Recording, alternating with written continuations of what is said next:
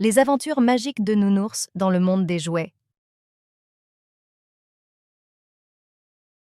Il était une fois, dans une petite maison, un joli ourson en peluche du nom de Nounours. Il était doux, câlin et curieux.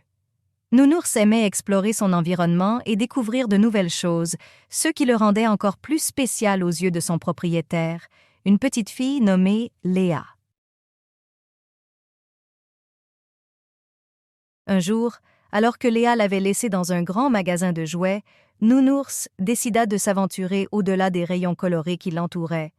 En marchant lentement, il sentit le sol devenir de plus en plus mou, puis il réalisa qu'il était entré dans un monde complètement différent. Les jouets prenaient vie. Les poupées parlaient, les voitures roulaient et les peluches dansaient. C'était un endroit merveilleux. Nounours se faufila entre les rangées de jouets enchantés, observant chaque scène avec émerveillement. Il se fit de nouveaux amis comme un petit soldat de plomb nommé Oscar, une peluche lapin nommée Georgette et un robot futuriste nommé Sparky. Chaque nuit, les jouets organisaient des fêtes dans le grand magasin. Ils jouaient à cache-cache, chantaient des chansons et partageaient des histoires passionnantes de leurs aventures avec leurs propriétaires. Pour Nounours, c'était un rêve devenu réalité.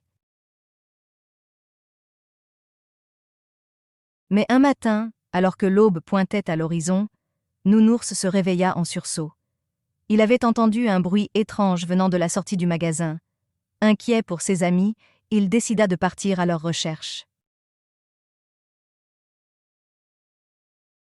Nounours se glissa furtivement, évitant les yeux des employés du magasin qui commençaient à arriver.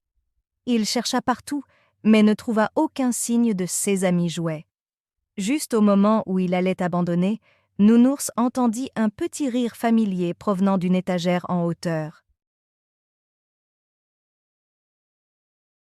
C'était un petit éléphant en porcelaine nommé Éléonore.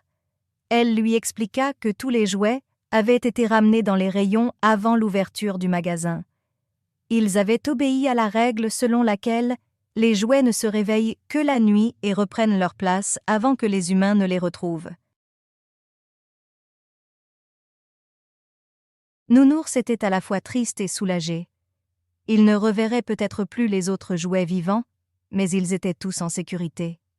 Éléonore lui proposa de rejoindre les autres jouets en haut de l'étagère, où ils pourraient continuer à veiller les uns sur les autres en attendant la prochaine nuit.